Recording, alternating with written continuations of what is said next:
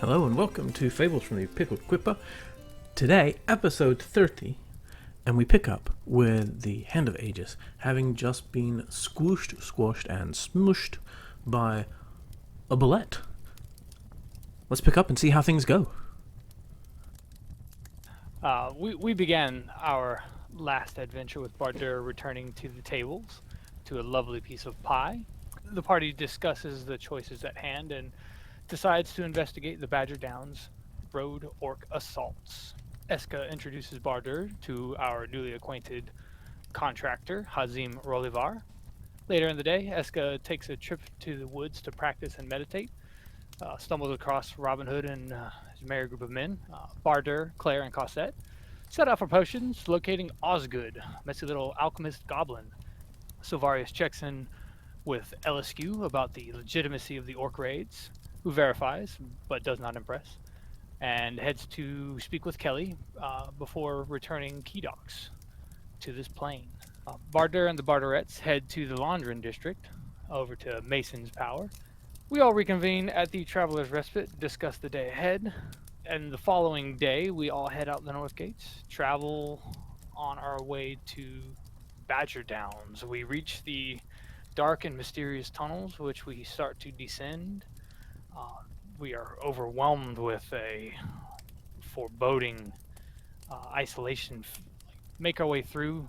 There's various candles, magical candles, I assume, that lead the way until we get into a large cavern where things go crazy. Yeah, that's pretty comprehensive there, yeah. Just quickly confirm the candles are indeed magical. You would suspect some sort of continual flame.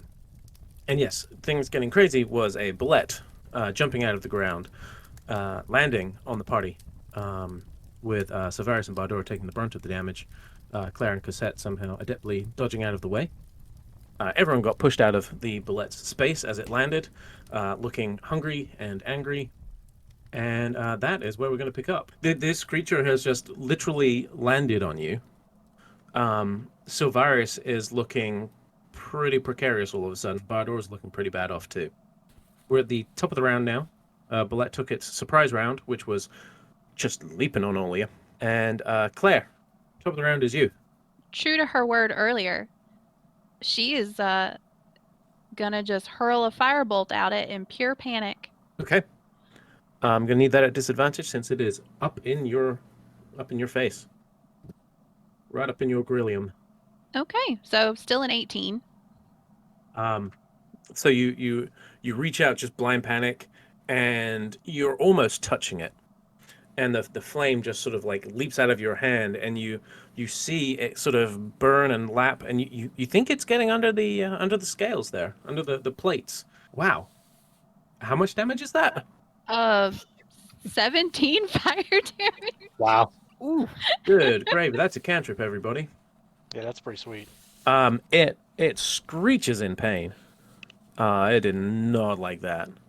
She screeches right back at it. Fair enough.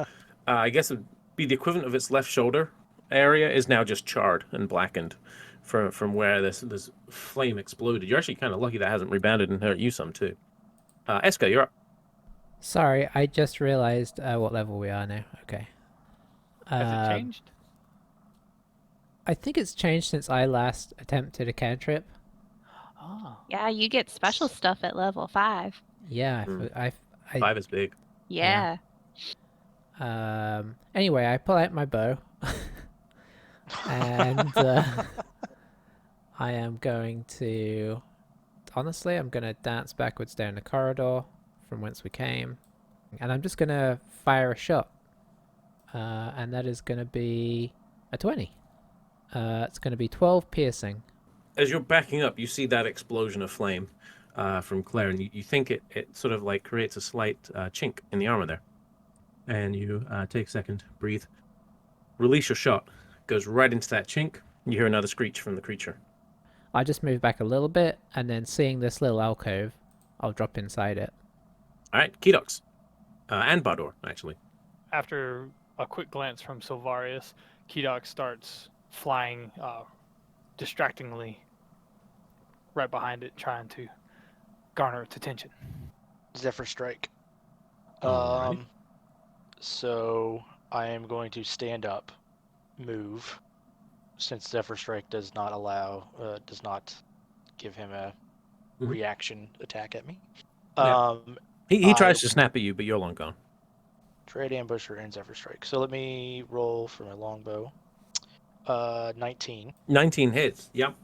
Okay. Again, because of the angle, you're able to get underneath some of the plates there. Mhm. And there is, yes, more screeching. It's actually starting to breathe a little heavily here.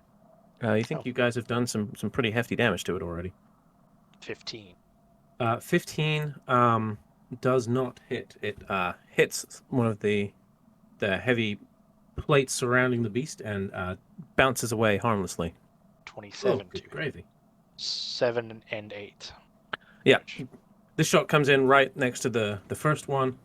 Yeah, you feel like another good hefty blow here. It's actually looking a little panicked all of a sudden. Is that your So Kedox is flying in that space, right? He's not actually on the ground there. yes, he's sort of flapping around there.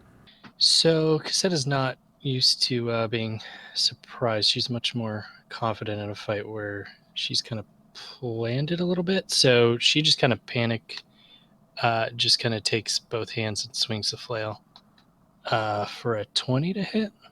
20 hits. And gonna do a thunderous smite. Oh goodness. So that's gonna do 2d6 extra damage, thunder damage, and make a loud noise. And then it has to make a strength saving throw. It's only DC 13, which she'll be fine, but it's worth a try. And what happens? If it fails, it's pushed 10 feet away and knocked prone. So you take this big sort of side swing into the flank of this bullet, and as the flail hits, lightning crackles down the various different what should we say, appendages of the flail. The sound is staggering. You're right at the entrance to this larger cavern, and there's just this huge, deafening boom. Rich, I'm going to need you to put that in post. I can Two do it now deafening if you boom. like. Boom. There we go. No, actually, I would not like. Let's take that out. I almost can't hear. It was so deafening. Sorry, I should have warned you guys. Oh, that's perfect. Oh, I didn't mention the damage. The damage was 8 regular, 7 lightning. Thunder. Okay. Yes. So it hits in, and you see like the plates sort of fracture a little with the impact. It manages to hold its footing, but it looks incredibly unhappy. It thought it was going to get a cheap meal, and this is going very poorly.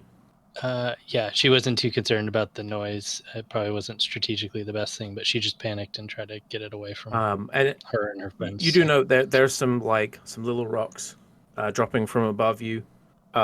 You are level 5, so you can take a second attack. Oh yeah, oops. And I 2. I elect to do so. So thanks for mentioning the other attack. That's a 28 on a natural 20. Bye, bullet. For bye. 17 bludgeoning. They're not going to smite that time. What type of swing are you going for here? I think she's got her shield in her hand, but she's kind of using part of the grip to just two-hand swing. Like she's trying to bash it away as best she can. So kind of like, sideways, two-handed.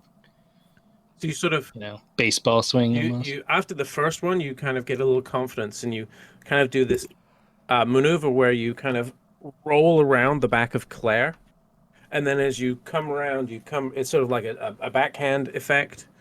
You even get some of the shield in there too.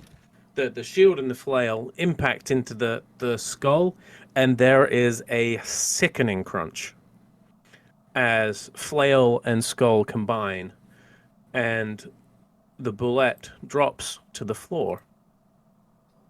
Deceased. Nice. That was brutal. For the record, in 12 seconds, a bullet leaps out of the ground, nearly kills Silvarius and Bardur, and then everybody just turns towards it at once and just Yeah. I'm gonna be honest. Just I thought I'd get a second turn. That was a mistake on my part. Clearly. yeah. I just wrote in my notes. We completely destroy it.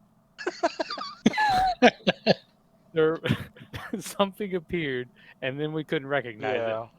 It's like we went Yeah. into sort of bullet time almost there for a moment. Ooh.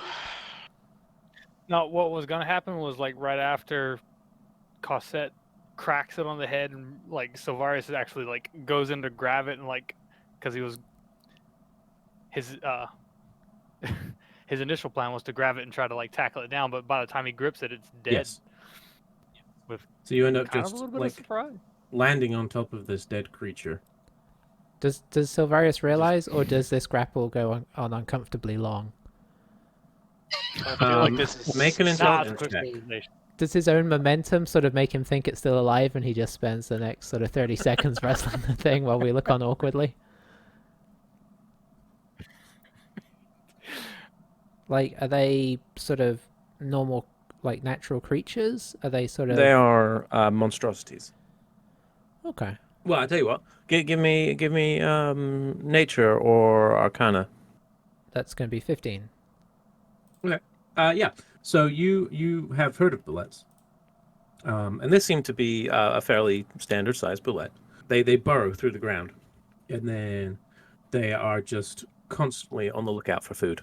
They don't necessarily have the best survival instincts, so like they can sense creatures nearby, and they just attack instinctively, without necessarily paying attention to how many things they're up against or the size of the thing. They're just like, I'm hungry. I'm gonna go eat something. Are they pack hunters? They can be. Esco would know that, and you would know that they were created. Well, the belief is that they're sort of like an arcane accident, essentially. Just before we move on, does it have any sort of harvestable looking parts? And I don't necessarily mean for even necessarily value. I'm just kind of curious as, you know. Go ahead, make a survival check. What's everyone else doing as Esco I would- investigates the body? Like to kind of clear the area to see if, especially since she said they were like could be pack hunters. Yeah. Yeah, and Claire is going to cast Prayer of Healing. Takes 10 minutes to cast. But she's going to cast it on herself, Sylvarius, Bardor, and Cosette.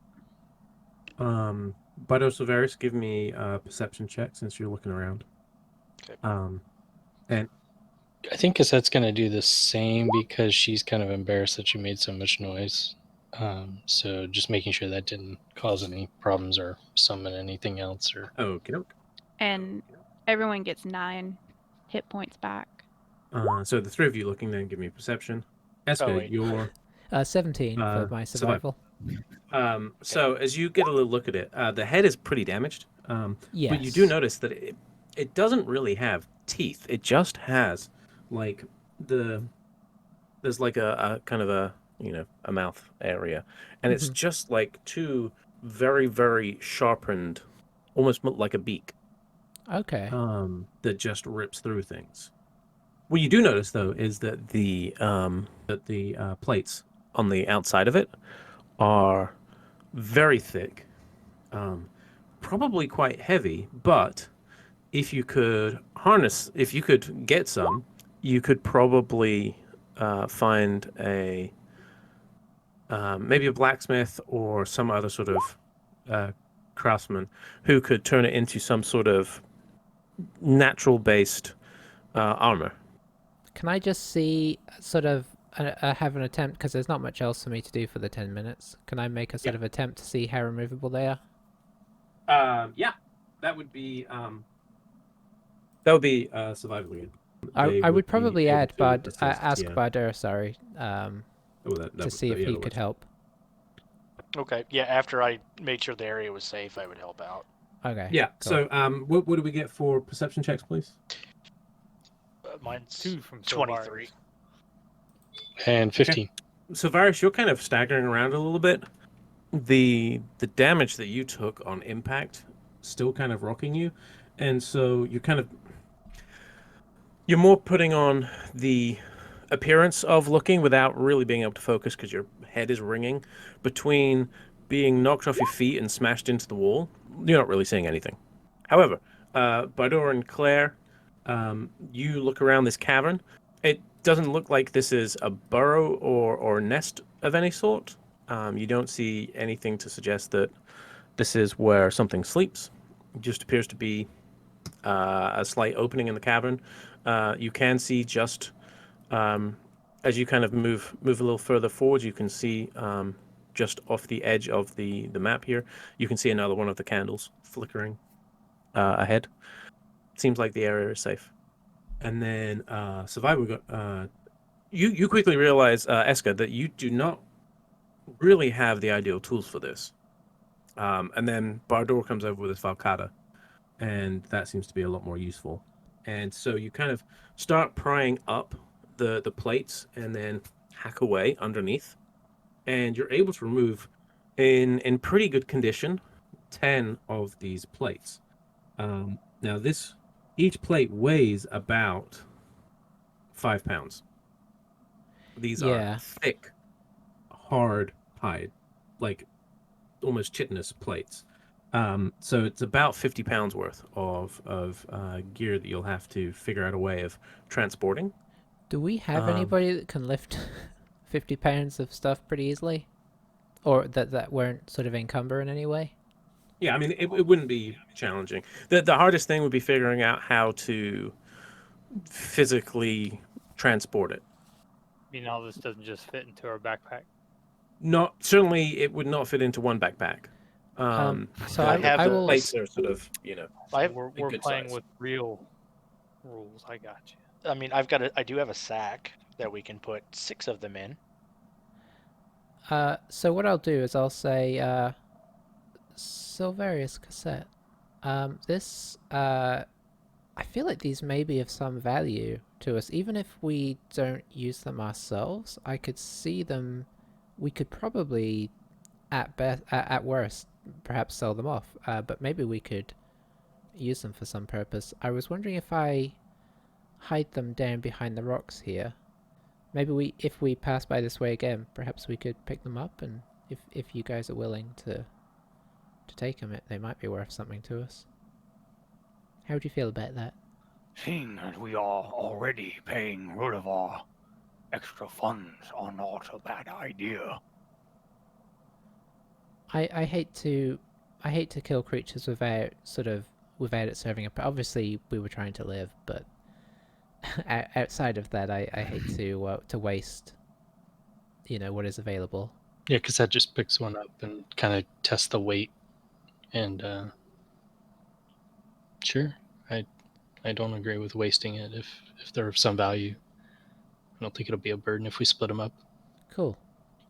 So yeah, I just sort of spend a couple of minutes hiding them behind the rock, up on the right. You are able to hide them up there. Yeah, what are you going to do with the body? Should we push that over into That's not gonna the be suspicious. dip, so it's not in the pathway? Do you reckon? Probably be a meal for I another reckon we- bullet, I imagine. You have secured the plates, and Claire finishes her prayer, giving healing to those who needed it. Oh yes, and shoving the bullet down into the other side there. Takes 2 or 3 of you to actually move the body. Even minus 10 plates, this is still a chunky beast. After we push it down, Silvarus pulls out a dagger and he holds it up to his wounds,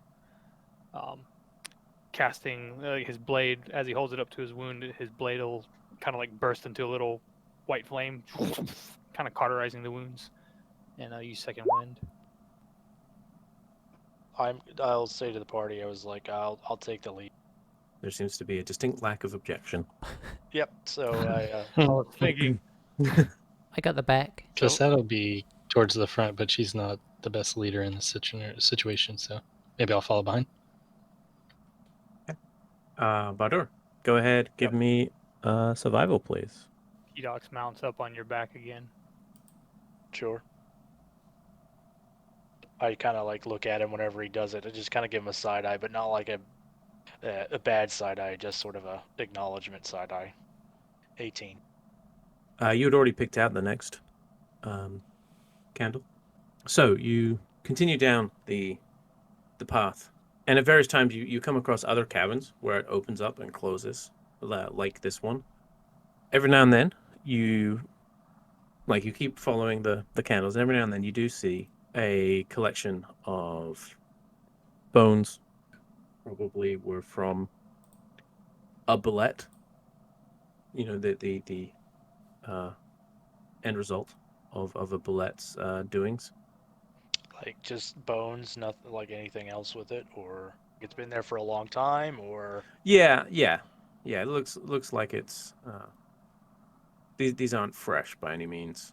But yeah, so as you travel along, you do come to there's a portion where it starts getting even narrower here. So at times it's been sort of anywhere from 10 to almost 30 feet across. But it starts getting down to sort of 5 and 10 feet, and it gets very claustrophobic. You have to basically start going single file, with the exception of Kedox sitting on your shoulder. Even the roof seems to, or ceiling, starts getting lower and lower. And so now you're traveling in a space that's never more than 10 feet wide and often less, and is barely 8 feet tall. It is cramped and uncomfortable, persistent dripping noises, and every now and then you hear the chitter of a bat. One actually flies right past you by door. You just hear a little chitter and then a quick flap as it goes past you. And then Cassette, it narrowly avoids hitting you in the head. Having it thought that things were about Bardoor height, it suddenly got to something a little bit taller and had to take evasive maneuvers to just nip over your right shoulder. And it disappears behind the rest of the group. Just kind of going off your internal clock, you feel like it's getting probably close to the point where you'd be looking to set up camp for the night. You're obviously all tired. Some of you still sore from the battle. Who's going to be in charge of finding a suitable spot? yes, I will. Point man. All right. One more survival check, please. 15. Eventually, the path opens up a little. Not much. Still not as big as the cavern where you encountered the bullet. But here gets about 20 feet in width. The height still only about 12 feet or so, but you see an area that's raised up ever so slightly. Seems to be away from the worst of the moisture that you had encountered in other parts of the caves. And it's there is one of the candles is placed sort of in that little raised area as well. And you think, I mean, there's not great options, but you feel like this is probably about as good as anything you've come across so far. Basically stop and say, this is probably it. I'll just unsling my pack and just kind Yeah, of no objections. flop on the ground.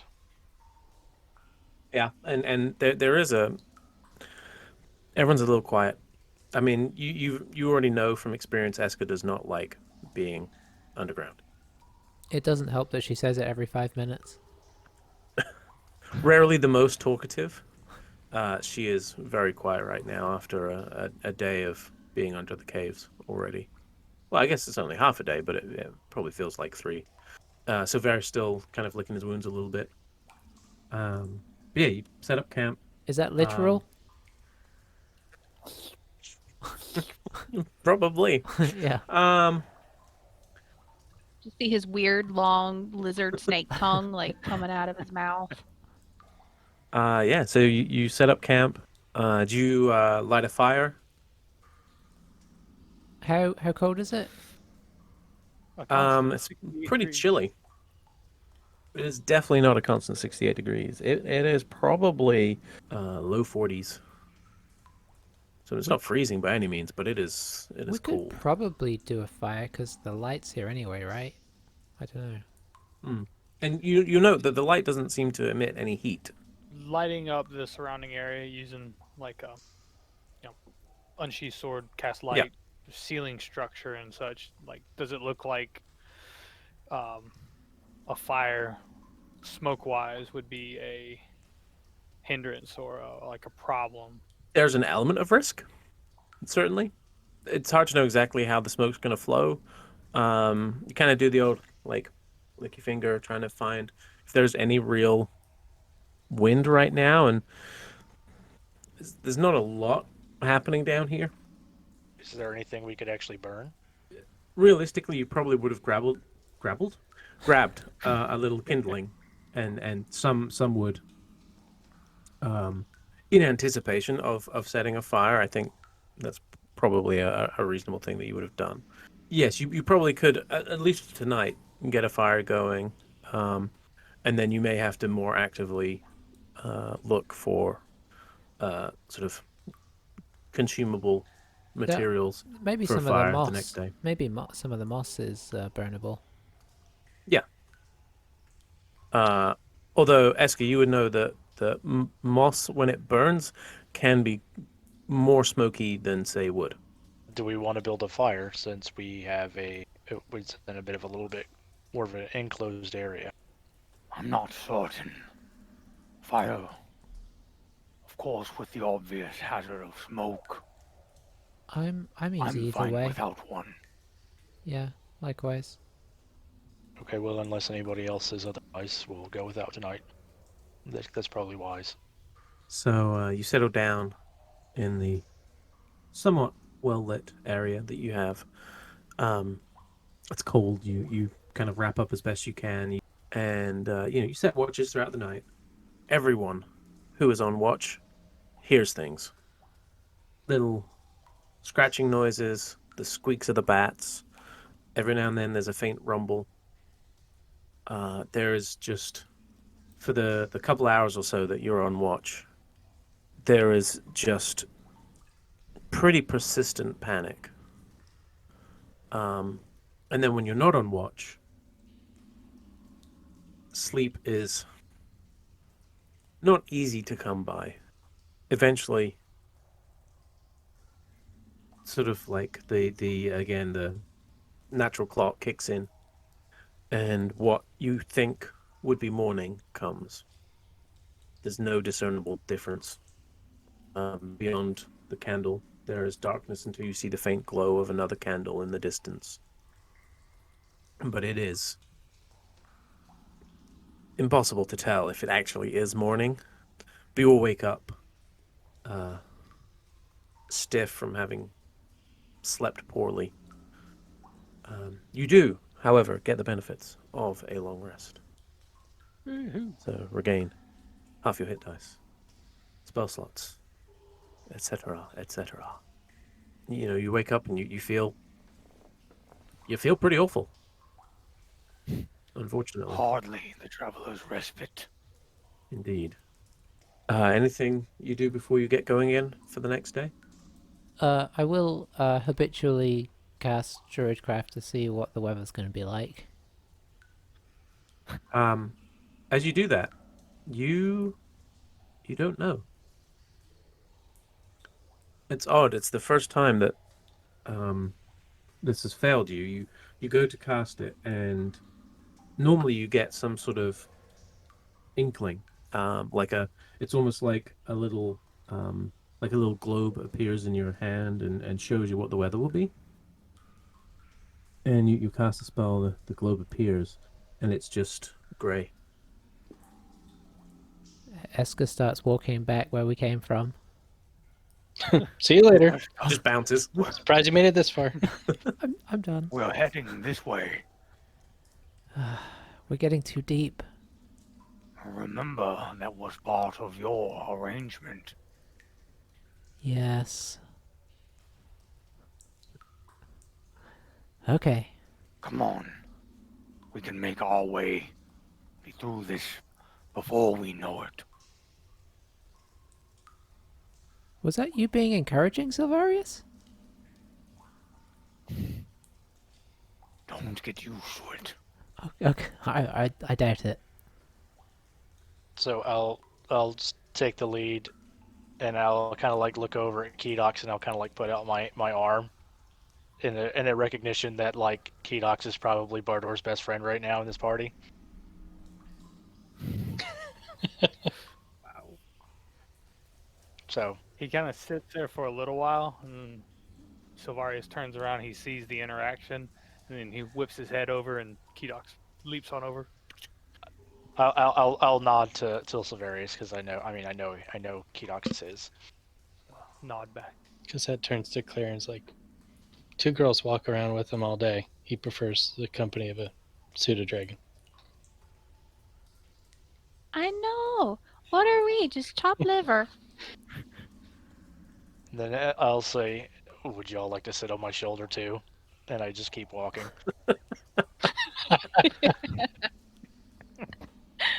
Let me get a marching order then, please, for today. Claire is in the middle. Yeah, I'll still be second if it's single file unless anybody opposes. Let's I'll be assume up there with single you. file for now, give or take. Well, we want to hide our numbers. I love it. I love that so much. At the where it goes to like if it narrows into single file, Silvarius will try to like step forward in front of Cosette, but still stay behind Bardur. Is Bardur leading with some distance? I mean, that's up to y'all, really. Maybe How- you want to follow along or not? Because How far is the range of the usual explosive trap? I assume we would just go that far behind. Yeah, so Various would know because he's probably hit 8 or 10 of them in his life. A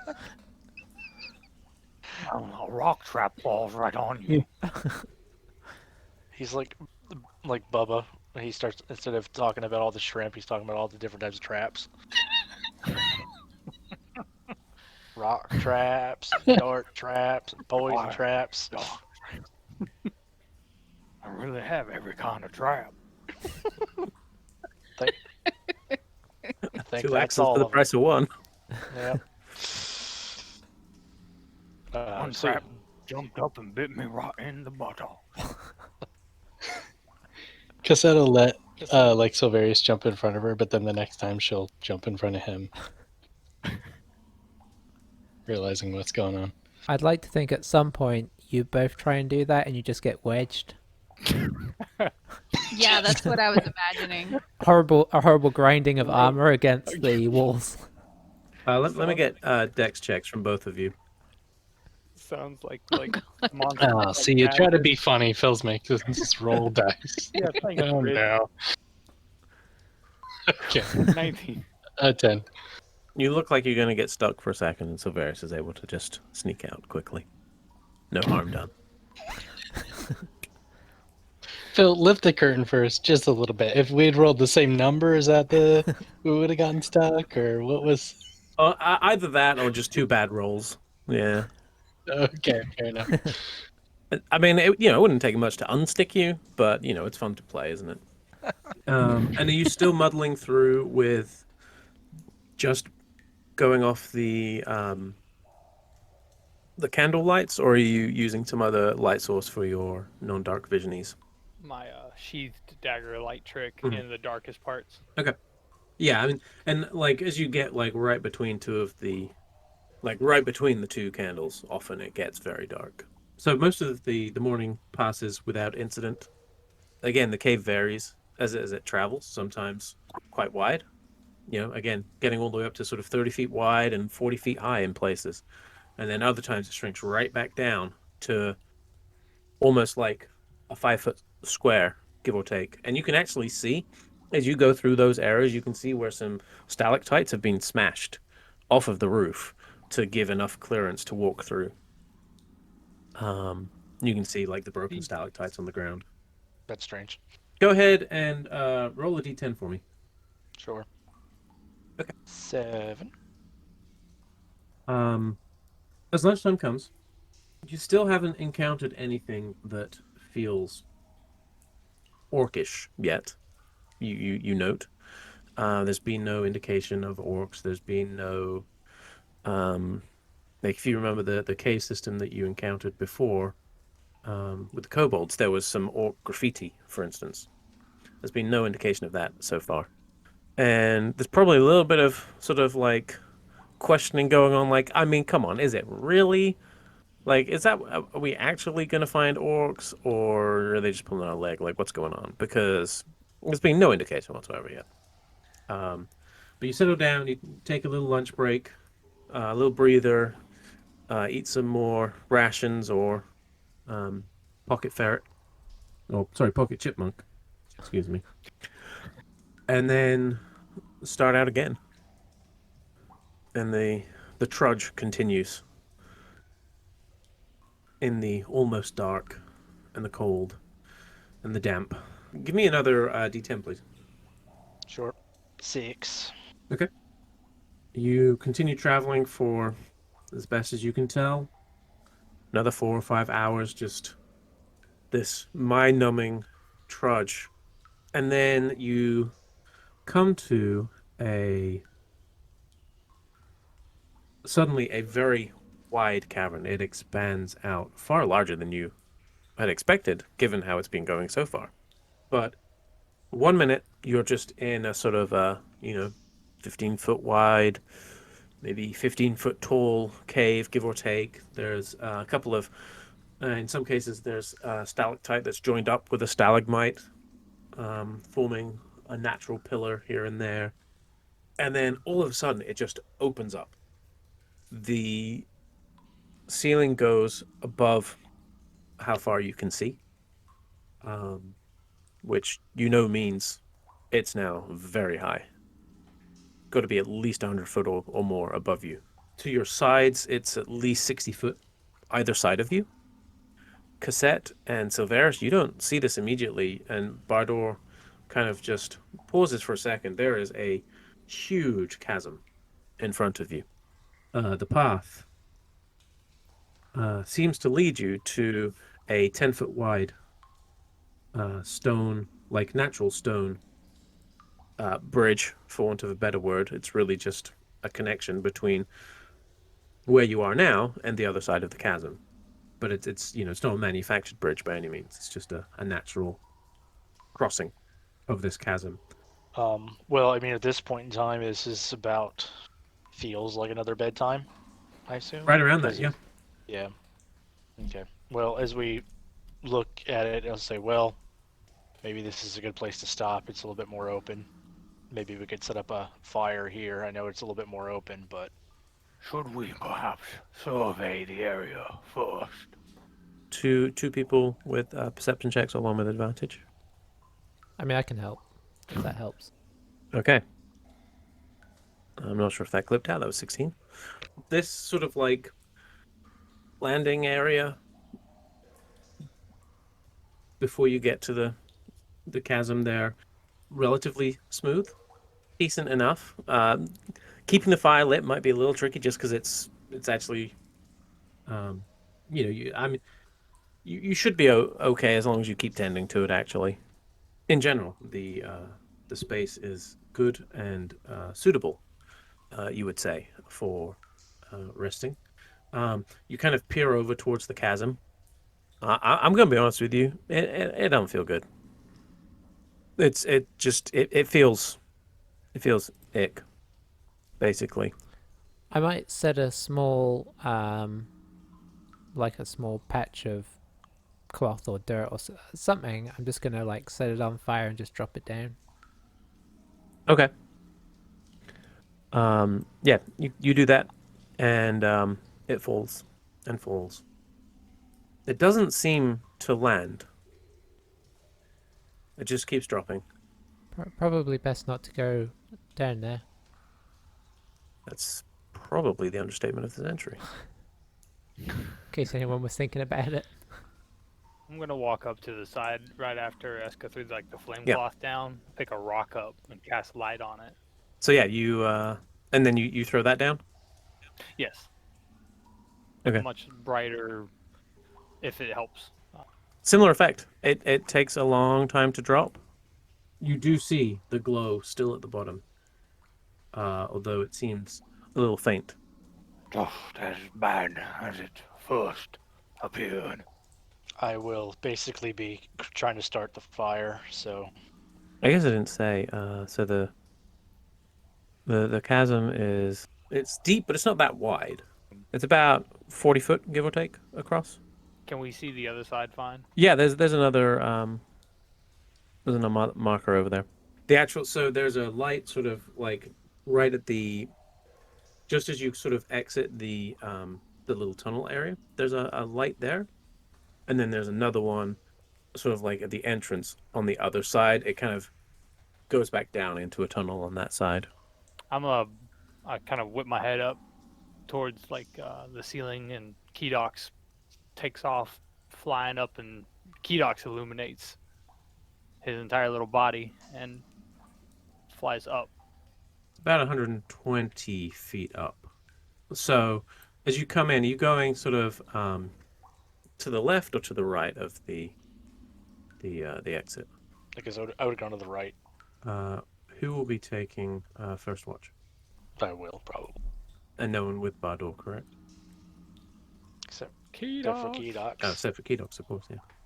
Bardor and Kedox, please roll me a perception check, and everyone else set up where you're going to take your little snoozings around the fire there. Perception. 17. Okay, 17, 13. As the first couple hours of, I mean, again, these are all very approximate values, but the first vaguely couple of hours passes. Bardor, you hear things, lots of things. Some noises sound like they're coming from down inside the cavern there, like the chasm rather. Some sound like they're coming from just the other side. Some sound like they're from behind you. Again, it's a mixture of slithers and wiggles and scratches and squeaks. Again, you feel like the occasional rumble of the ground underneath your feet, but nothing seems to show up. Is this in any way different from my previous experiences in the Underdark? No, I mean it's only insofar as it's just a different area, and therefore, who knows what could be here. Right. But as far as just a general experience of the Underdark, no, it's pretty consistent. Is the rumbles don't give me any sort of weird pause or anything like that? Oh no, they definitely give you a weird pause, just no more than usual. Like Okay.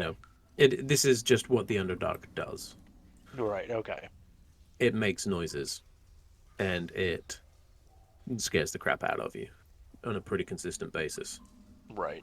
Even for someone as seasoned as yourself in the Underdark, this is unpleasant. Right. Yeah, the Underdark isn't fun. So. No, but yeah, it passes relatively without any significant cause for concern beyond the usual. Who's up next? Cassette's not very good, so she can go with somebody, but probably wouldn't be comfortable doing it herself. I might get up with Cassette. Before I go to sleep, I would let them know that like the noises and stuff are fairly normal, and even though it's unsettling, this is pretty common for the Underdark. Eska and Kasei, make an insight check for me. 14. 10. Okay. You both feel slightly reassured by Bardor. Wouldn't say very reassured, but you think he's probably telling you the truth at least. I would like the two of you, please, and Kidox, to roll perception. 19. Do you want to include? Oh, 16. So that was 19, 16, and then 5. About half an hour passes. Do you two talk at all? I will take my cue from Cassette on that. I think she's still trying to figure out Eska. She might ask about why. I mean, obviously, she kind of understands the surface reason, but why being underground is particularly unsettling. Yeah, I've never, until the kobold experience, I've never been underground, and I want to say it's not natural. It doesn't feel natural. The weight of all of that earth above us, the lack of the elements, the lack of life. It's just, and she's actually occasionally, assuming it's possible, like casting Druidcraft just to like make a little wind flutter or a little, just to kind of like simulate natural elements. When you do that, it's still kind of disconcerting because it still feels like, to an extent, it's slightly dampened almost. Mm-hmm. So, I mean, as it is, normally it only lasts for just A few a seconds. fleeting moment. Yeah. But like, the wind doesn't feel as refreshing. You try and bring in a flower and it looks a little wilted. You definitely feel less connected to nature in general. I mean, yes, you're underground and in theory surrounded by nature, but it's not your nature. Yeah. It still feels ick. How are you coping? Technical term. How are you coping with it? It's pretty rough on the senses. No, I understand where you're coming from. I mean, I guess all these experiences are pretty much new to me. You train for stuff like that, and in the heat of the moment, kind of training takes over in muscle memory. But Mm-hmm. yeah, I think I feel kind of the same way. But well, and our only other trips to the Underdark haven't exactly been pleasure. No. So no, I understand. Yeah, I guess Just at notice least it. Bardur is happy. Yeah, I just noticed it affected you more, and I guess I understand why. But hopefully, we don't have to be down here too much longer. Not a Yeah. huge fan either. In and out, hopefully. So as you're talking, Eska, you feel like you hear something, but just another one of those noises. And then a moment later, behind Cosette, before you have a chance to react, you see a little bit of movement, and then arcing towards you, you see, for a second, it's almost reassuring because it's something that feels so natural and wonderful to you until you realize that it's coming right towards you, and you see this bolt of lightning arc right towards you and Cassette. I'm gonna need you both to make dexterity saving throws, please. You just see a slight smile on the This is why face I of don't do Eska much. before just before it hits. You can probably see like the light on her face. Like Yeah. 18 actually. Rolled a 17 on the die plus 1. Not too bad. And 9. You'll If, actually know. if it wasn't, we're in trouble. 9 is not successful. Eska, you see this just out of the darkness. You can't really see what's happening, but you see this lightning just arc across, and it surrounds Cassette, and like flashes off her armor spectacularly, and then just flows into you. Sorry, Okay. I was just desperately looking for some kind of trait or So- something. So it's good that when the DM takes a while to do all the math. Yeah. I'm It's a like, good sign. come on, there's got to be Totally some trait to give reassuring. me advantage or something. Okay. So here's what it is. Cassette, with a successful roll, you take 25 lightning damage.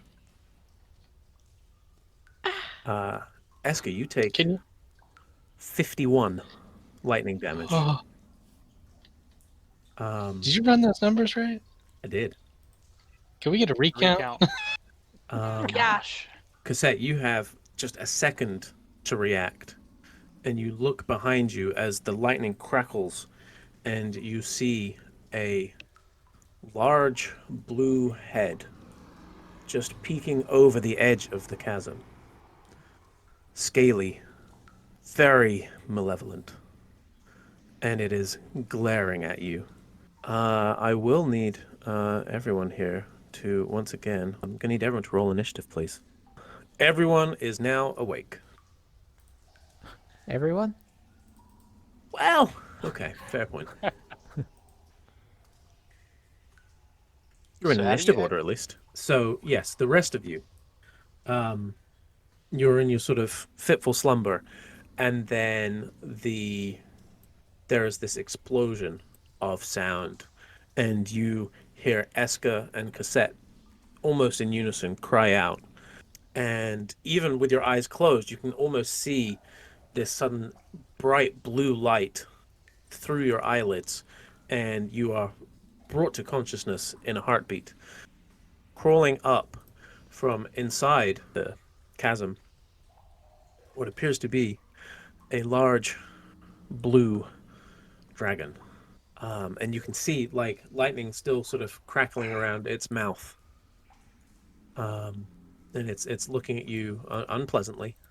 Bardor, you have first turn. Yeah, first thing I'm gonna do is I'm going to, and I'll cast Hunter's Mark on that thingy. Okay. Am I out of the light here? Oh, I You do do. have advantage. Yes, you are Okay. considered invisible to it at this time. 19. 19 hits. You instinctively rush to the side, already drawing an arrow. Mutter an oath and mark the beast. Okay. Arrow shoots, gets through the scales, deals damage. All right. So it's 11 total with the Hunter's Mark.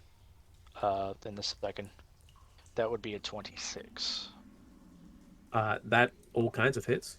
7 damage on that one. Okay. Yep, it And follows through, and you can feel like these blows aren't as good as some that you've done, but it's hitting the beast. Right. Then the Dread Ambusher one. Yeah. So, Which also still gets your hunter's mark. yes. A 10. Just skews well wide.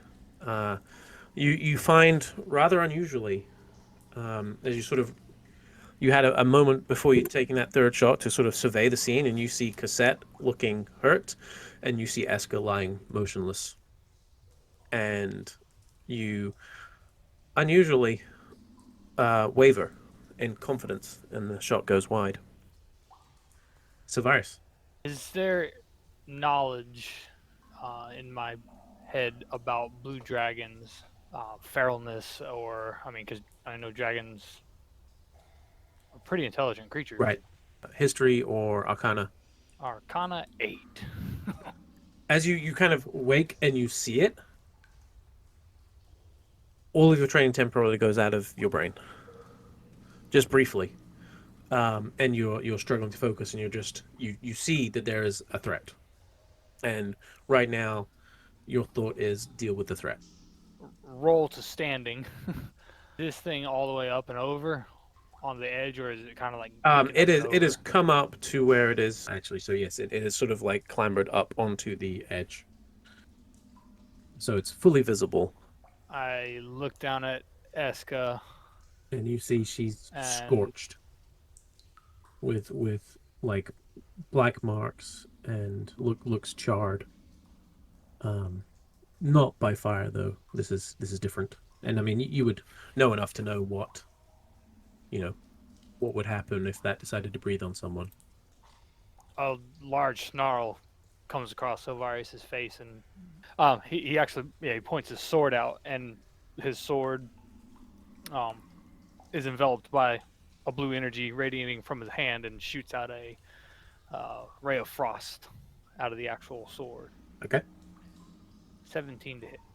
So this blue sort of like ice streaks across, and you see it hit the creature, and it hits and some lightning just sort of flickers across the scales, and the ice melts, and you feel like it has no wasn't enough to break through its defenses. And Kedox, you see instantly looking at a far larger version almost of himself and looking decidedly nervous. Claire and Aska, you go simultaneously. Claire, I'll give you the benefit of going first. I wonder why. So yeah, kind of just waking up and taking in the flurry of everything going around. She's kind of frozen in the spot for the moment, but then she looks over and sees Eska down and just kind of cries out. And without even getting up from sleeping, she's just gonna kind of shuffle crawl on her hands and knees over to Eska and cast Cure Wounds at a level 3 on her for It is is that indeed, yeah. 16 total? Yeah. Yeah.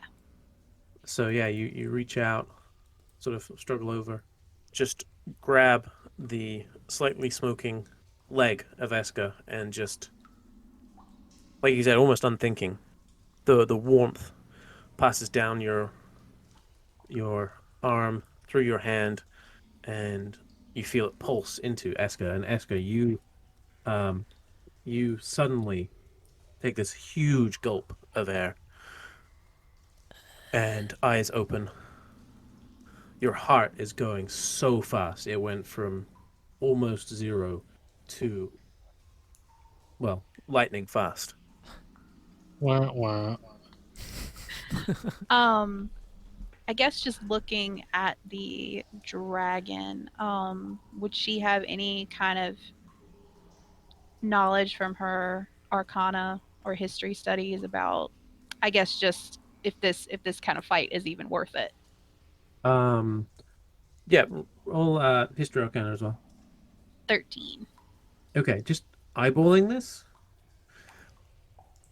This is not an incredibly old dragon. Now, that's not to say it's not an old dragon, but you know from studies that when dragons get really old, they get really big.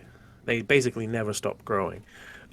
If you think back to your brief encounter with Kindreth in the Court of Bofin, um, she was immense and far, far larger than this creature here.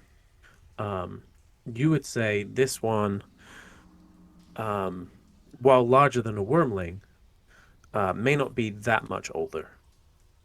Um, in dragon years, well, in dragon terms, still quite young. Now that you have Eska back up, you think it's doable at least. But this is a very intimidating foe and probably the most challenging thing you've had to fight so far. So yeah, with a kind of just look of relief after seeing Eska wake up, whole flurry of emotions go over her face when she looks at the dragon, and then her face kind of settles into a look of determination, and she'll just stand up, and that'll be it for her. Eska, you are awake. You are currently Eska prone. stretches and says, "Oh, what's for breakfast, everyone?" No. Eska will kind of give Claire a grateful nod. I think instinctively she will stand up, move behind the fire. Yeah, she will just kind of mutter under her breath as she's kind of backing up and cast Earthbind. Strength saving throw. So yeah, you see these icicles start sprouting out from the ground and try to grab hold of the dragon, and you feel, for now, it is not going to be able to fly away from you. Oh. Okay, I just sort of say, "Get it." it is the creature's turn. So you see it. It tried to stretch out its wings, and the icicles almost reach out and grab them and hold them in place. So um it just walks disturbingly confidently towards Cassette, and it rears back and slashes out twice with its claws. Yeah. That is a. What is my You'll say it's a AC? miss because that's a 12. Yep. Didn't know it could roll that low. Second claw attack is a 19. That is my AC. The first, like as it rears up, left claw comes across and you're able to get the shield in the way. Unfortunately, it leaves you open for the right claw that comes down and gets you into the waist area, dealing 10 slashing.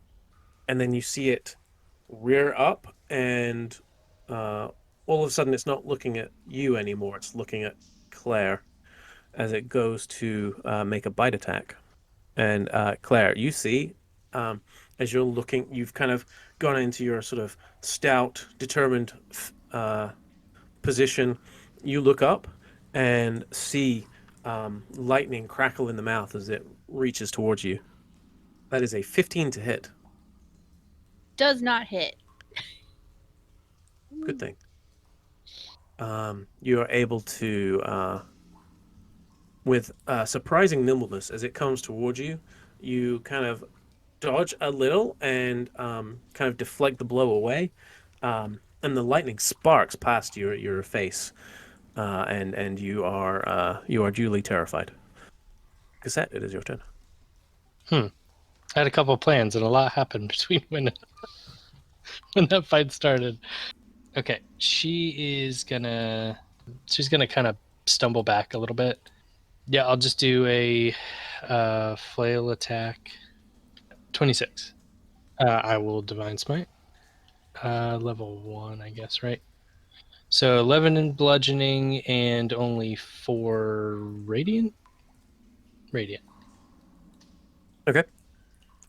Yeah, you bring the flail round in a, admittedly a bit of a panic, and you deal a meaty blow to the neck, and you see the radiant energy sort of like spread down the neck. I mean, you didn't like that. You feel like you dealt full damage. Cool. And then she'll swing back around with the flail.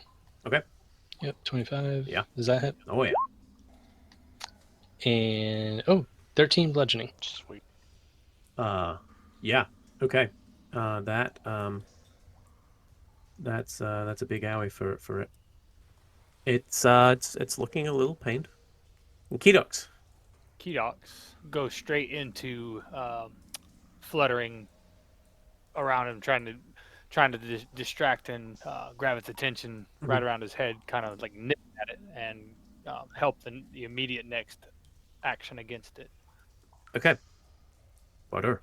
You're up. I'm just gonna keep shooting at it. Okay. And you automatically get advantage from Kedox here. So 22 to hit. Yeah, with hits. 8 damage. Okay. So you shoot and it goes into the wing, and it pierces through the thin leather of the wing, relatively thin leather of the wing, and you hear a screech, and you see its head swivel and look straight at you. Does it see me? You get the impression it might right now. Okay. Yeah. So I'm gonna take another attack. That is a 22. Yeah. So that's what was that 19 total. Okay. Yeah. Second one comes in almost exact same point into the wing. This one you feel like you maybe clipped a tendon or something, because there was a bigger shriek, and its eyes just follow you as you move, despite the Yeah. fact that you're in dim light. I'm gonna cast a Zephyr Strike So dropping Hunter's Mark. on dropping Hunter's Mark. Alrighty. Silvaris, you're up. Does anything else come to my head About about yes. Dragon? So now that you've had a moment to think, and kind of just assess the situation, and you kind of see all this lightning crackling around it, the obvious thing that comes to mind is that lightning would be useless. This creature is almost, to an extent, elementally charged by lightning. but you're unaware of anything else that would be ineffectual against it. I am going to run around Cosette, and in the midst of running, I hold my hand up, and as he holds his hand up, this kind of almost, almost like heavy, thick mist starts to appear. And when he closes his hand, the mist like zips inward, and this little like flash crack occurs, and the breath of Bahamut appears in his hand. He does like a sword flourish, and it bursts into a white flame blade. With 11 to hit. You focus, the sword comes, and as you swing, you see the flames lick up the flank of the beast, but they don't seem to make a dent. Unfortunately, the sword itself clipping off the thick scales. The dragon sort of looks at you, glances back at Bardor, and then just stares at you. I'm going to speak at it in Draconic. You assault a servant of Bahamut, and you shall pay. As he takes a ready stance and strafes a little bit more, trying to draw its attention a little bit. Oh, you think you have its attention?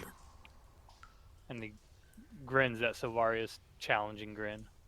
You, like, as soon as you walked up and it kind of locked eyes with you, you definitely feel like you have its attention. Claire, over to you.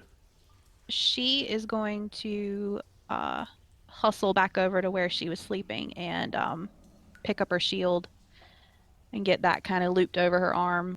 She is going to shoot a trusty firebolt at the dragon with a 17. You see the little mote hit the scales, and the fire just spreads harmlessly across the outside of the scales. You, having seen something similar before, you know this did not have the same effect as it did against the bullet. You think you didn't quite do enough to get through its hide. Yeah, not nearly as impressive as last time. Apparently, point blank range is the way to go. Right? Still assessing the situation and noticing that the girls are still a little on the low side. As a bonus action, she is going to cast not prayer of healing, mass healing word. So everyone will get 5 HP. Nifty. Eska. Eska's getting angrier by the moment, to be honest. Her eyes flare, and she draws her bow, and she is gonna kind of back, but she keeps her bow trained on it, and is going to angrily unleash an arrow in its general direction. So angrily, in fact, that she rolls an 11 to hit.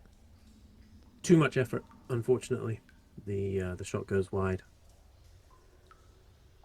Bonus action, stamp my foot. I'd give that one to you as a free action, to be honest. Oh, thank you. But if you want to stamp your foot twice, then you can use your bonus. Yes. I do a double foot stamp where I jump up in the air and stamp. You know, toddler style. Oh, I thought you meant like Mario. Oh, no. Yeah, just bounce on its head and kill it. Silvaris, it looks at you, and it is mad, and it reaches out to try and bite you.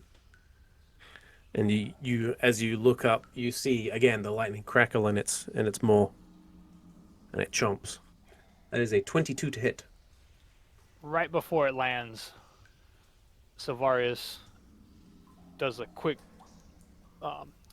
blade sideways, kind of like upper swing, and the shield spell deflects its claw. So yeah, well this is the bite. So it's coming down to bite you, and it chomps down onto your shield, and you can see this burst of lightning scatter across the shield in front of you, and you're very briefly blinded by the brightness as the lightning mingles with your your shield. It kind of looks confused for a second, starts going at you with its left claw. That is a 23 to hit. The shield maintains the defense. And then, just as you think it's going at you with its right claw, it lashes out to its right and aims at Kedox. Bastard. And you see Kedox is still sort of fluttering around, and you can see, like, just as it's reaching for you, you just see Kedox, like, flick into its peripheral vision, and it just lashes out to the side, swats Kedox 22 to hit, Hits. and Kedox's form is sent scuttering away towards Eska, where it poofs.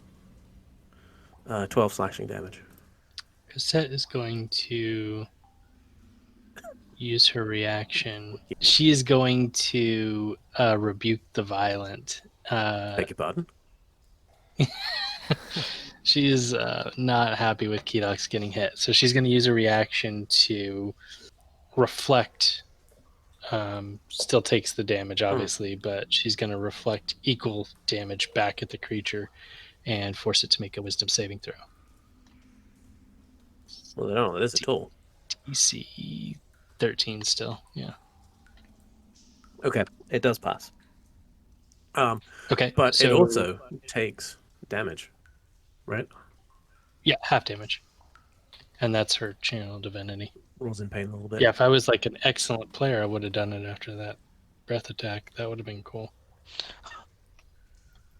But I blame it on her Well- being surprised. Yeah, Yeah. I think it's reasonable.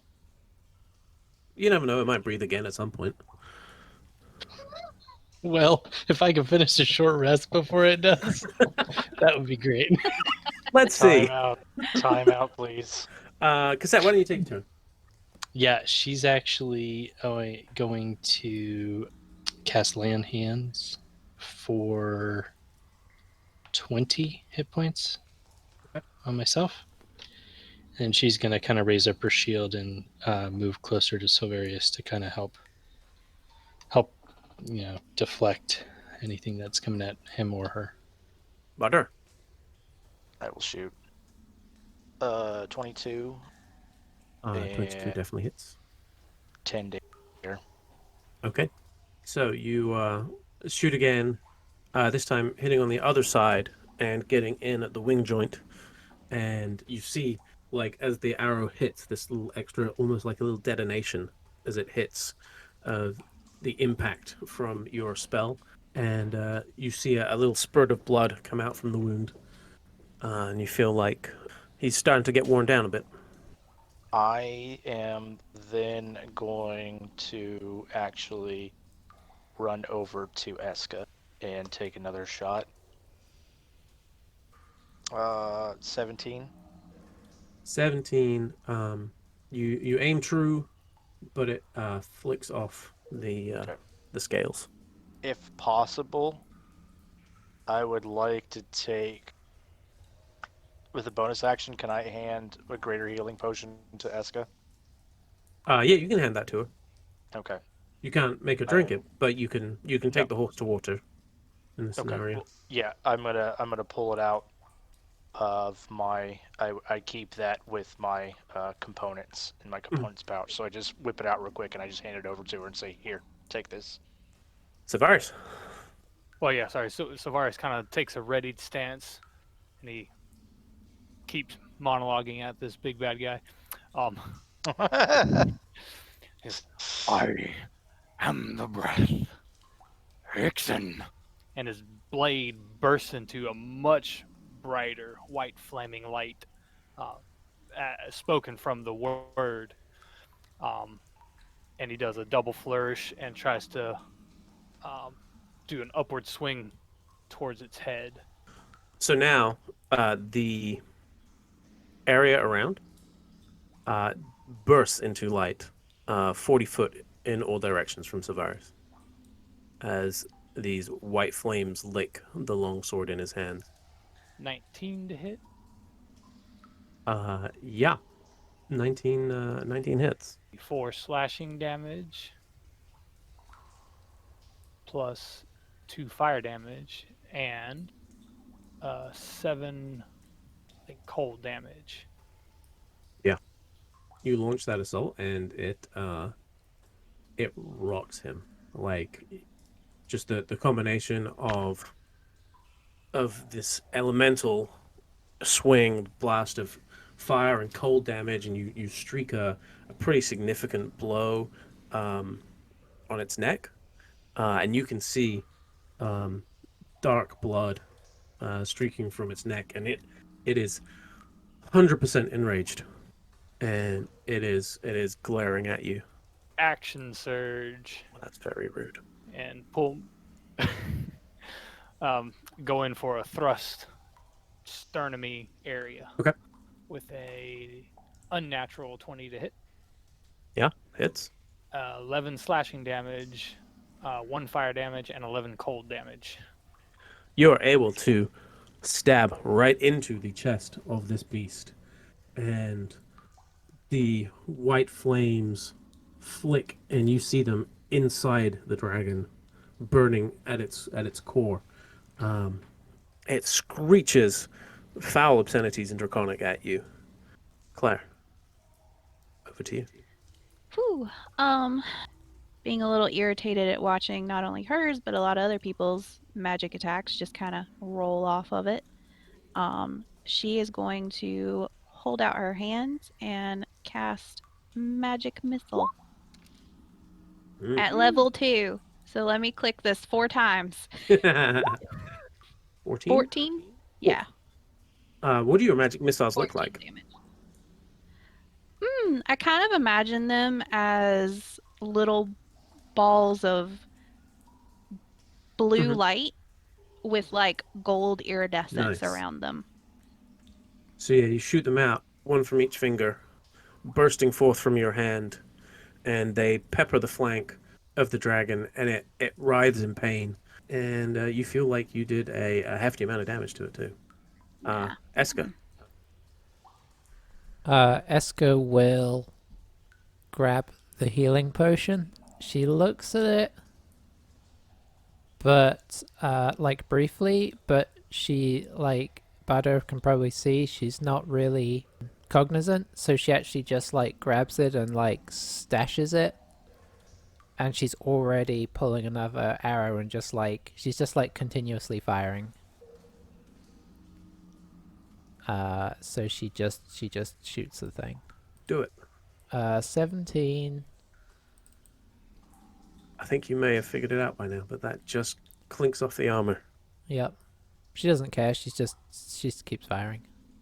So Varys and Cassette, you see the dragon rear up angrily, and you think it's going for another bite, but the lightning in its mouth, you see intensify and intensify, and you hear the storm gathering in front of you. And then there is Eska. You see a very familiar gout of lightning spew from its mouth.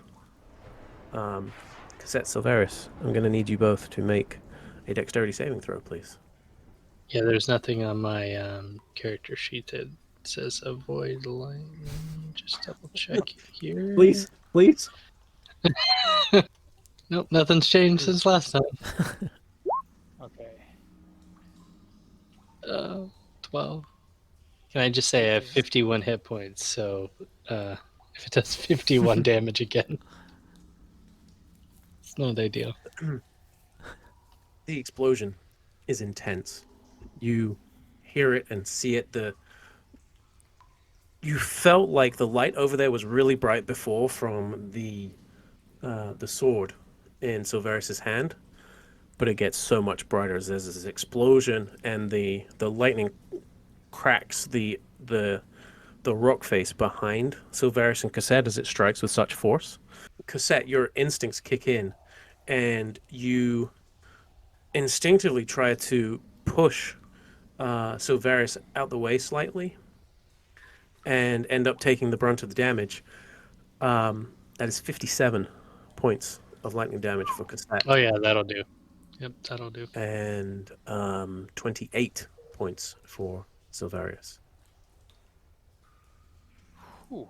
So she Um, leans over to try to block it and just takes the full brunt and just slumps over. Can I Okay. use my reaction to cast Absorb Elements? Yeah. So I hold my hand up, kind of like Streaka. It's like he's moving his hand kind of like sideways and then back, and he captures some of the energy. Yeah. I guess it's So sort that of- would then reduce it to 14. And having seen Cassette slump and thinking that it's done a decent chunk of damage to Silvarius, the creature is going to turn, going to head 20 feet away from you, Silvarius. And you see it.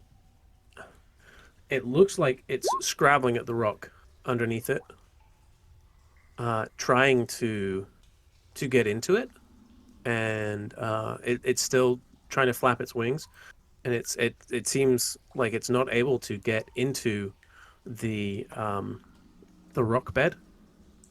Probably needed something a little less rigid. So it just goes towards the edge of the cliff. Cassette, it is your turn. I'm going to need a death saving throw. Okay. Success, right? 11 is a That success. is indeed a success. Bardur. The beast is in front of you, clearly wounded, Bardur. It is your turn. You think it has suffered significantly, and it is struggling. Okay. There's copious amounts of blood over by Severus and Cassette, although some of that's probably Cassette's too, in fairness. I am dropping my bow, and I am going to pull my falcata, running straight up to it. I'm just going to attack it too. All right. Swing away. 22-7 damage. Yeah, 22 hits.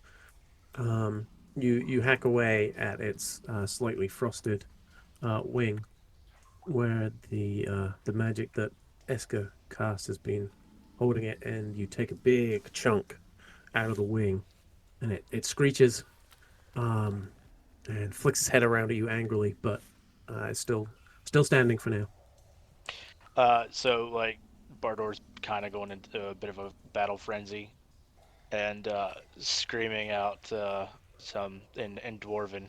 Uh, uh, if anybody knows Lord of the Rings, Baruch Haizad, Haizada Menu, as he misses.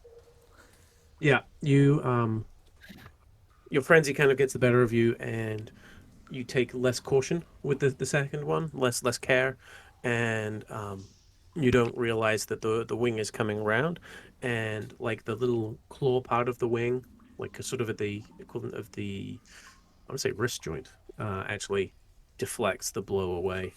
It is breathing hard and bleeding rather furiously.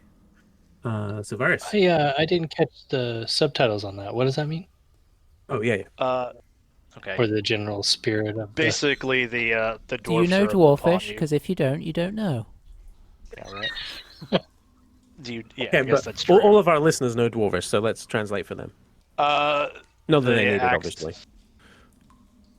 The dwarfs are upon you, or like the axes of the dwarves are upon you, something along those lines. Oh, that's cool. Yeah. I guess if I knew Dwarvish, it wouldn't matter. What with being unconscious and all. But Yeah, That's right. true. Not Also only do true, you not yeah. know Dwarvish, But you're dying. Claire would get it. Savaris is going to dash to get here, but as he's running up, second winding. Claire. She is That's seeing Cassette go down. She is immediately gonna cry out her name and make a beeline to her and cast Cure Wounds at level 2 for 6 whole HP. hey, I'll take it. That's pretty impressive, actually, for a She's second very level grateful. Cure Wounds. Yeah, because you feel the light is still very bright. It hurts your eyes when you open them, as the white flames lick up Silvaris's blade still. and you see Claire by your side, looking pretty terrified and worried for you. Her hair's like frazzled from the lightning and Yeah. stuff. Yeah, you've got a little Cosette throw going on at the moment. Major static. Yeah.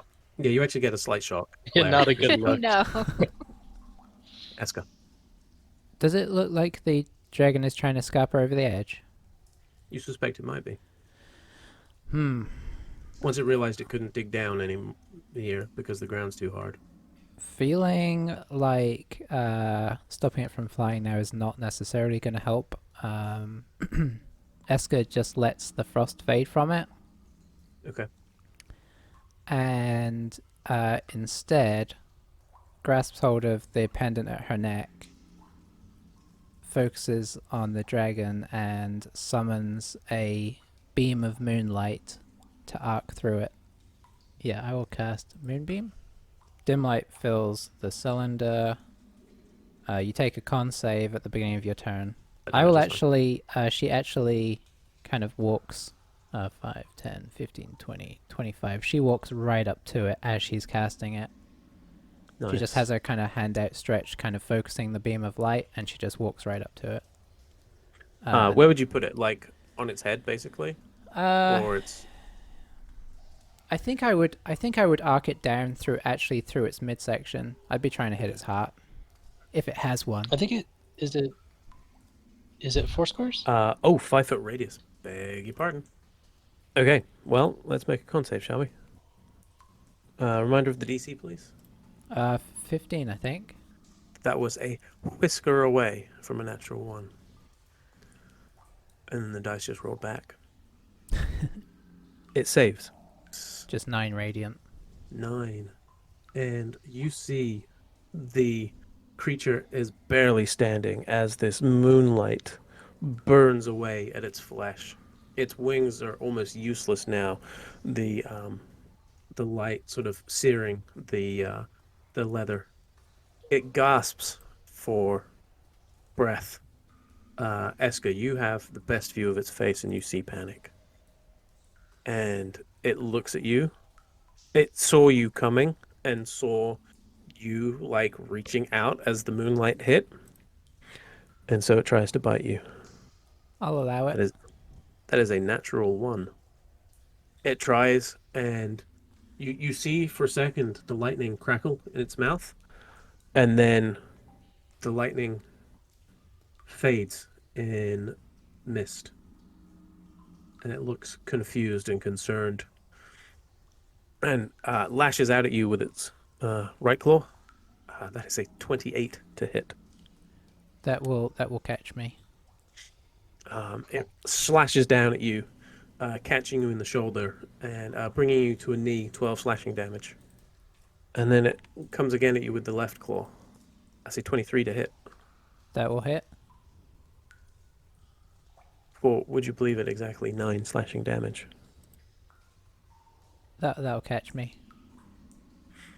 This one comes across into the hip of your sort of like you're already kneeling leg, and it crushes you down into the ground and roars defiantly, swiveling around, looking at you all.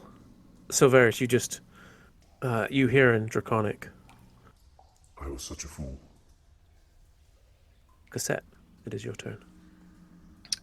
Just returning to the realm of the living, can she tell if the dragon's trying to run away? You can see that it is not as close to you as it was when it spouted an entire storm in your face. Make an intelligence roll, just straight intelligence. Okay. Ooh, 19. Okay. For a second, as you come to, you look up into big eyes staring at you, and you think that it's the dragon in your face, and then reason kicks in, and you realize that this is a much softer, kinder face staring at you intently as you see Claire there. And you see the dragon, you can see how much dark blood there is around you, in front of you, some of which you're sure is not yours. And you can see this dragon caught in this beam of moonlight. As you sort of sit up, you see Eska pinned down under one of the claws of the dragon, and Silveris and Bardor standing around it. And yes, you think it's trying to get away. I guess probably as he's looking over, the moonlight probably fades, huh? Oh yeah, good point. Oh, fair enough. Her flail's at the ground. She's kind of like, half prone, half propped up on her hand. Doesn't know where her javelin is. I mean, it's probably on her back, but she's kind of discombobulated.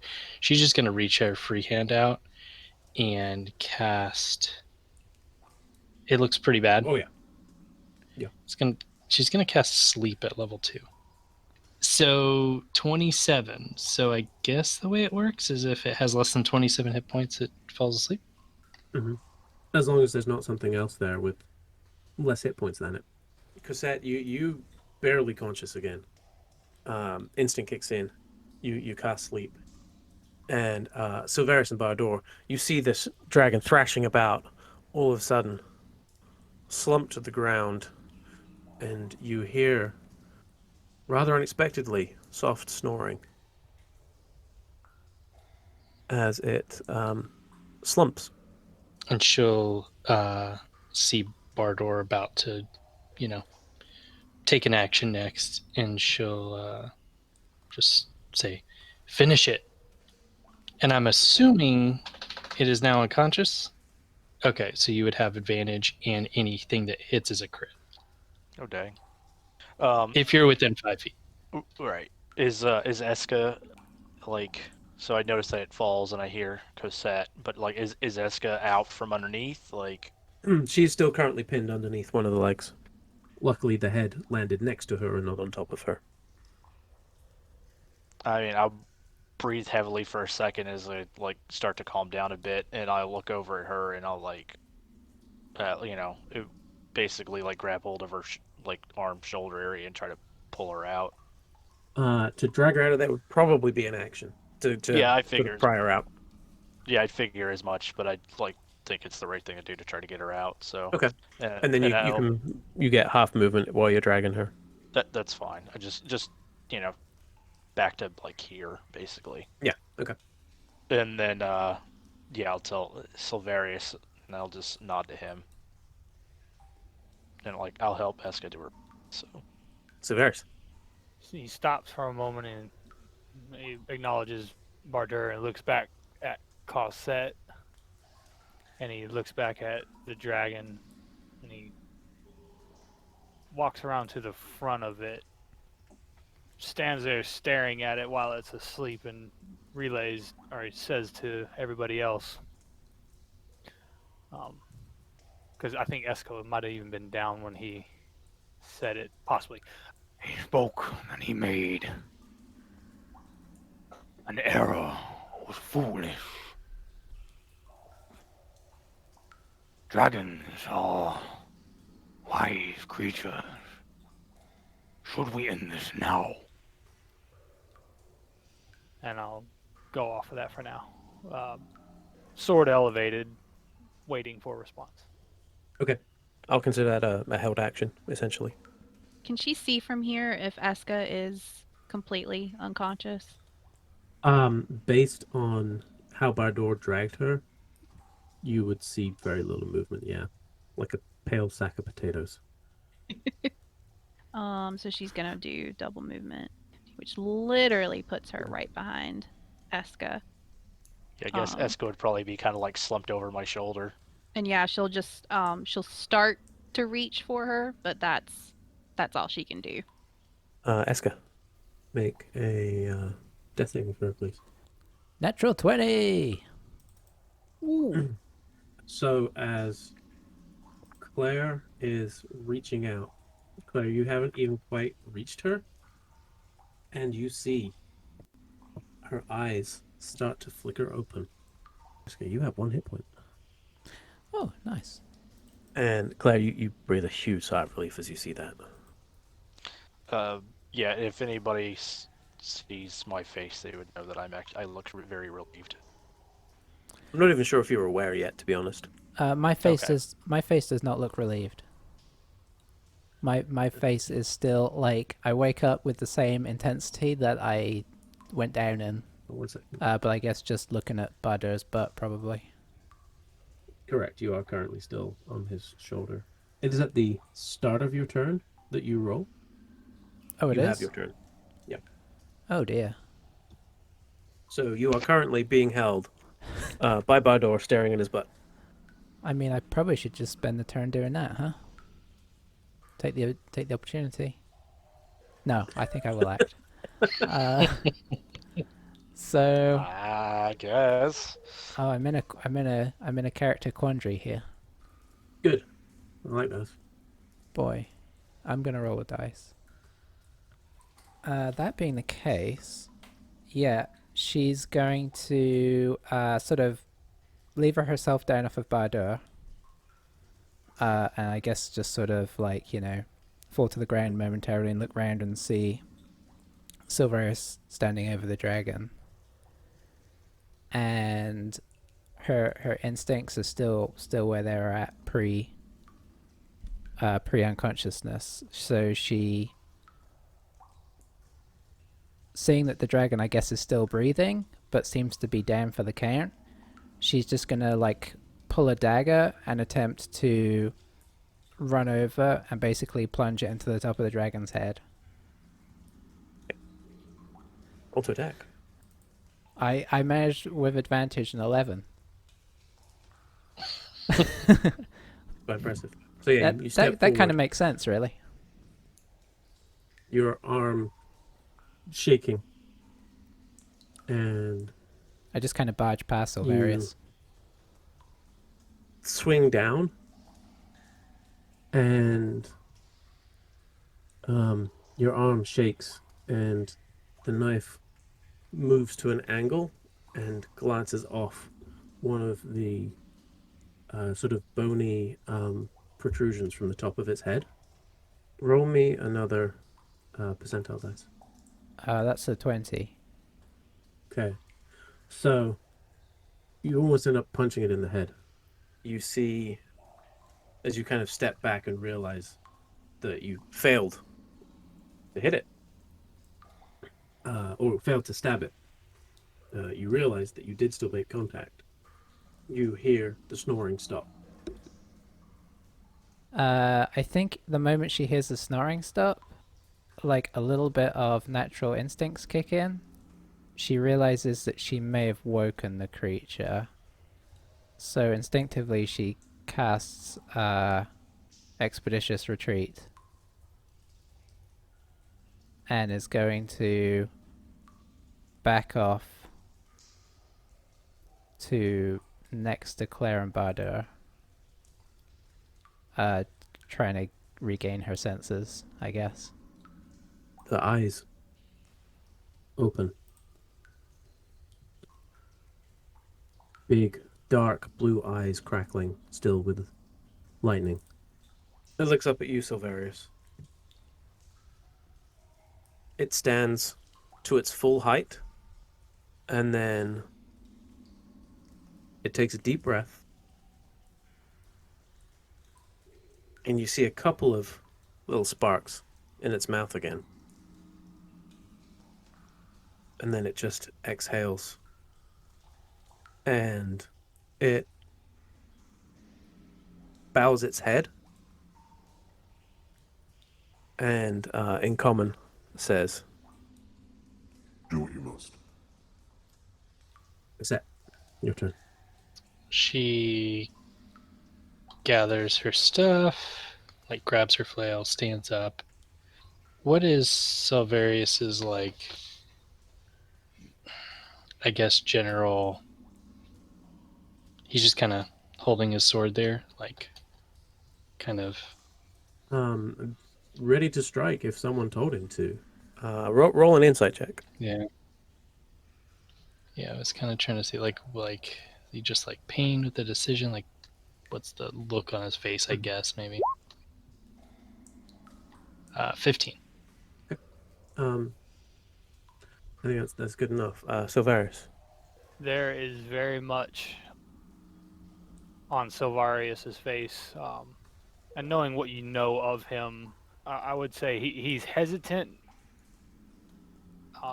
Through past encounters, he's respectful of dragons in general, and he does not want to outright. I mean, he feels he has that the party has the upper hand for certain, and whether or not there's a hesitation behind his strike for the sole purpose of curiosity of why this occurred. Yeah, I think Cassette would get her stuff. Kind of walk towards Silvarius calmly, maybe even making eye contact, but really kind of feeling like of anybody to make this decision would be him. So she's not going to try to influence it. So I'll just move up a little closer. I'm going to cast a Cure Wounds just at level 1 on myself. So I think that's 4. Butter. I mean, obviously this has gotten quite a bit more somber than what we were anticipating. In this process, what do I know about? Do I know anything about blue dragons? History, nature, arcana. Any of the 3. Not history. But you love history rolls. No, not They're your arcana. favorite. I'll go with nature. 12. You have not encountered one in the Underdark before. You don't remember hearing many tales of blue dragons in the Underdark either. Seems a little unusual. I would nod to Silvarius. Just look at him and just give him a curt nod. Silvarius. And that was like a go-ahead nod. I mean, if that's what you interpret it as. But to help you out, yes. Yeah, I don't. The only party that incites their own members more than the enemy. Right. He is going to say to it in Draconic, You are a fool. You dishonor your kind. I did not wish this. and he's going to strike down at his head. Unnatural 20. Hits. That will be 9 slashing with 3 fire damage and 3 cold damage. More than enough. The dragon's head bowed in front of you, making it easy to strike. You bring the blade down, flames arcing off it, wrapping the blade, and drive the point of the longsword down through the top of the dragon's head. And there's a moment as the impact strikes where everything kind of slows down for you, Silvarius. As you do that, you feel the flames pushing out from the blade. And then as you pull the sword out, the dragon slumps at your feet. And I think that is where we need to end tonight's session. And I am emotional right now. Yeah. That was a rough That- one, man. that turned. I was just like, we're just gonna finish it, and it just didn't. It just wow.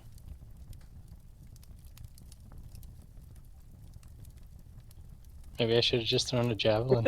Yeah, right. Yeah, Cassette had to make it go to sleep. I didn't realize it was going to create such a. I was expecting the very stern Bardor just to casually walk over and lop its head off, but Well, Honestly, I thought that was coming Yeah. too. I was helping Eska. She was like No. It made sense once I thought about It did. but I And just I'm kind of impressed at Bardor though. That his first thought was save Eska. I mean, that's development for Bardor. he might be surprised too. What am I doing? It was right there. It was asleep. I could have just. Yeah, I know. I have. Yeah, there's definite reason. So. Hmm. Oh, for sure. Yeah. I just couldn't pass up the opportunity to cast Sleep on the dragon, and it might work. Oh, it's Yeah, no, perfect. that makes sense. Good call. That was such a good spell to use too. I didn't see that coming. I was like, wait, do I? Nope, I got nothing. Am I Well, so- immune to that? Nope, I'm not. Well, so often it just you know, you might as well just attack, but Yeah, the fact that probably only needed one good crit and it would have taken it out, then it didn't matter if it woke back up right away. yeah, it's true. Unless someone punched it in the head.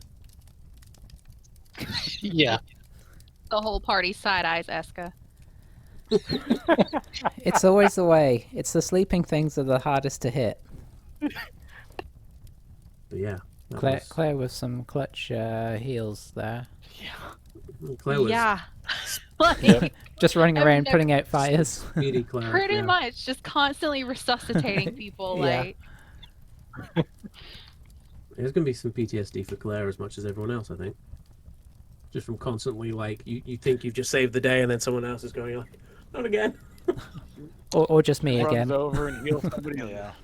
Yeah, turns around, somebody else is on the floor. she's just running around rubbing her hands together and then going, clear! Yeah. Yeah. Smacking him on the chest. It's just. I don't- Man, that's so crazy. That was so good.